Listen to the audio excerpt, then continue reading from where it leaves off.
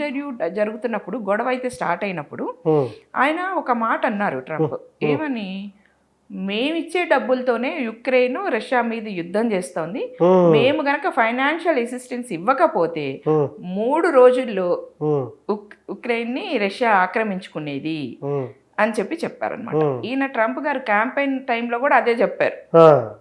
అంతకు ముందు ఉన్న ప్రెసిడెంట్ ఉక్రెయిన్ కి ఊరికే డబ్బులన్నీ ఇస్తున్నాడు, ఫైనాన్షియల్ అసిస్టెన్స్ ఫ్రీగా ఇస్తున్నాడు, అది తప్పు, వాళ్ళకి అసలు అంత అసిస్టెన్స్ ఇవ్వాల్సిన అవసరం లేదు, అయినా ఇస్తున్నారు అని చెప్పుకొచ్చాడు.